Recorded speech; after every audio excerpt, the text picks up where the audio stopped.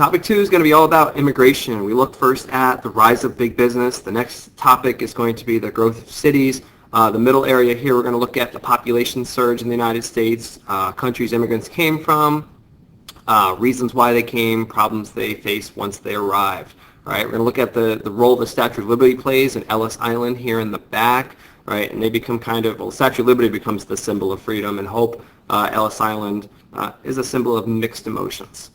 Right. First, we got to look at what is an immigrant. All right, it's a pretty generic term. Right, it's any person that leaves one country to settle into another country. All right, it doesn't necessarily have to be back in the 1800s or back in the 1600s. Okay, there's obviously still immigration today.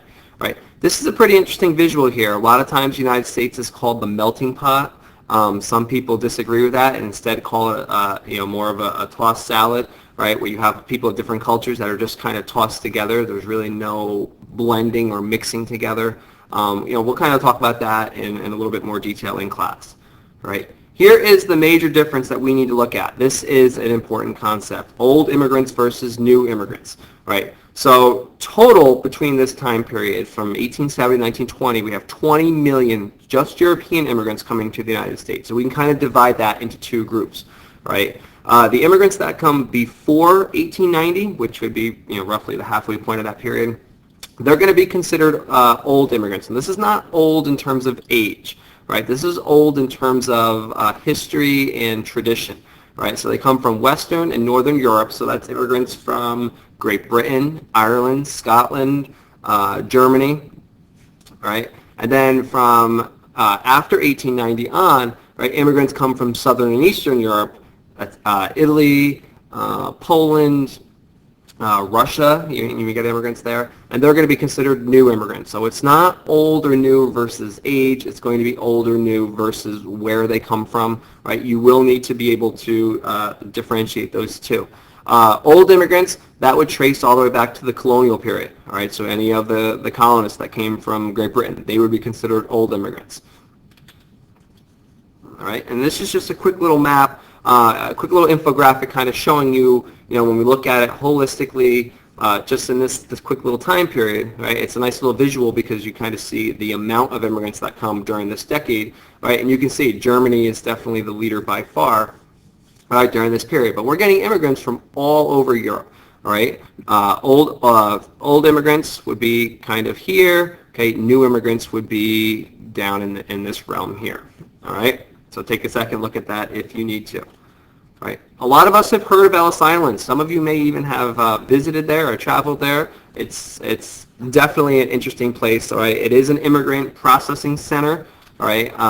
For a number of goals. Obviously, the idea is to screen immigrants to make sure that there are no contagious diseases, dangerous individuals, things like that coming into the United States. All right. So they did have medical exams, physical exams, right, before immigrants were allowed to come into the United States. Right, here are just a couple more pictures of Ellis Island. Right, you can see the map down here on the right. Right, you're going to have one of your choices in your unit activities is going to be experiencing the arrival at Ellis Island through the eyes of an immigrant, and it is a pretty traumatic period. Right, definitely was a very interesting place. Right, so if Ellis Island was here's an easy way of remembering this. Ellis Island starts with an E. So that's going to get immigrants from Europe. Finish writing Europe. All right.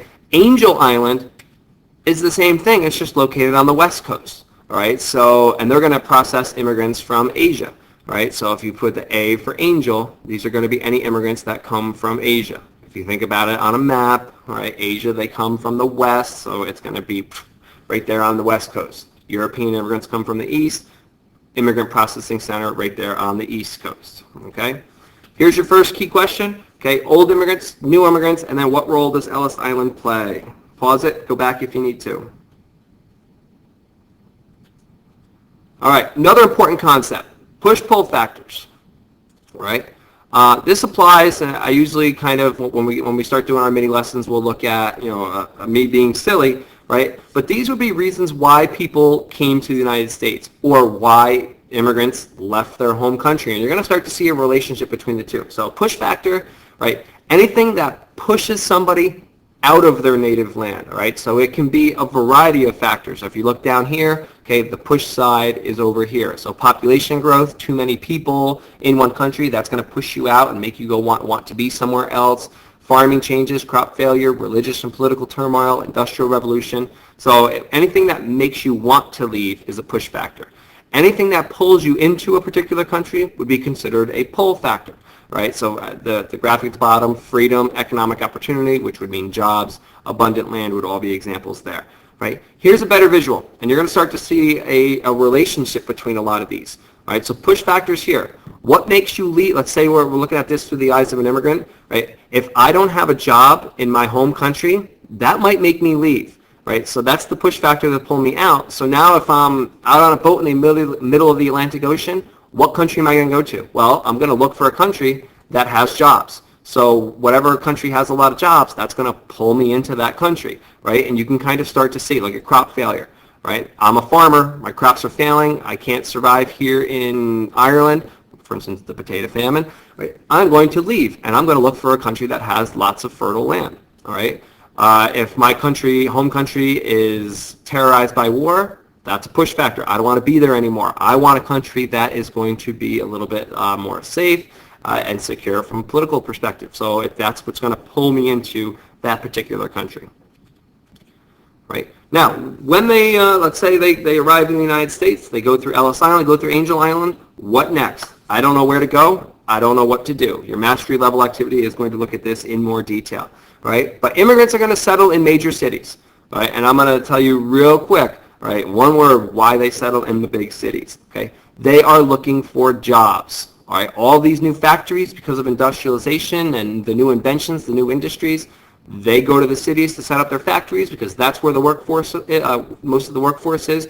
Immigrants settle in the major cities because that's where most of the jobs were. So it's kind of like a match made in heaven, all right? They're both happy, right? And then another thing that pops up, some of us have gone, go to New York City quite frequently, or Chicago or Boston, right? You're going to start, you may have heard of some of these sections of town, Chinatown and Little Italy. It's important to know that almost every single major city has a Chinatown or has a Little Italy, right? These were ethnic neighborhoods, ethnic being cultural, right? For instance, you had a lot of Italian immigrants that tended to stay together because they all spoke the same language, they all had the same customs, right? So that neighborhood starts to grow and grow, right, until it becomes, this large neighborhood, right, referred to as Little Italy. So if you were an Italian immigrant and you're brand new to the United States, you're going to find other immigrants that also speak that language, right, and have the same custom as you because they're going to be able to help you, right? You're not going to go to another country, and for instance, if we went on a field trip and you moved to Italy, right, you're going to be looking for somebody who speaks English unless you've already learned how to speak Italian. Right? Here's your second key question. What were some push factors? What are pull factors? I'll tell you what. Give me 3 of each.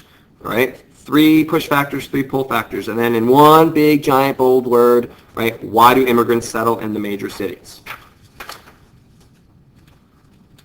Now we look at some of the problems they face, all right? So this could be struggles or problems, right? Because not every immigrant is going to, it's not going to be easy for everybody. Some people are definitely going to struggle, all right? So here are some of the problems, right? This was a word from the last unit we looked at, assimilate, all right? So if I kind of put brackets here, I get rid of the AFs at the beginning and the T at the end. The word here in the middle, similar, right? That means you want to become similar to people of another culture. So coming to the United States, right, they didn't understand the American culture, so they had a hard time blending in, right, or being similar to other Americans, right? The language, we all know how difficult that is, especially if you haven't even heard the language before, right? And then this one, lack of money, work, etc., right?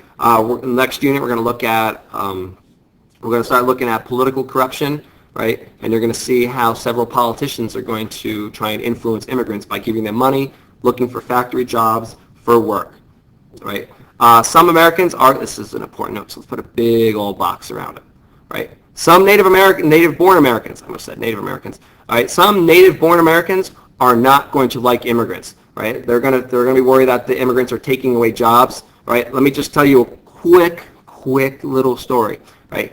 How many of you have seen that green fire truck driving around town? Some of you may know somebody that belongs to that fire company, right? And you may ask yourself, Why on earth is that fire truck green? Fire trucks are supposed to be red. Well, if you look closely at that fire truck, you're going to see it also has share marks all over it, right?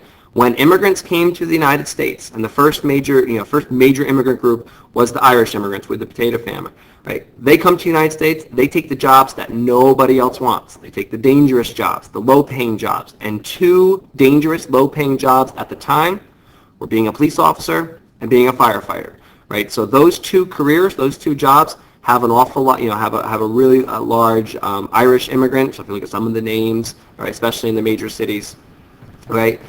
So that's why that fire truck is green, right? Banning Chinese immigration for 10 years is the Chinese Exclusion Act. We simply just get way too many immigrants, so the government has to cut back on the number that are allowed in. Very interesting photo here, right? You got 4 gentlemen here, or 5 gentlemen, sorry. Mrs. Love wouldn't be very happy with that, right? 3, 4, and 5. All right, and then you got a brand new immigrant, so coming, just off the boat here. And what are the other immigrants doing? They're trying to stop him, right? So the 5 guys in the back, they would be considered old immigrants. They came in the first wave, right? And this guy here would be a new immigrant, right? So they're kind of trying to stop the amount of immigrants that are coming in. And then the shadows are pretty interesting because it showed that they were once immigrants at one time, and now they're kind of being hypocrites and not letting new immigrants in. All right, and here's your last key question. What were some of the struggles that they faced, and then how did many Americans feel about immigration?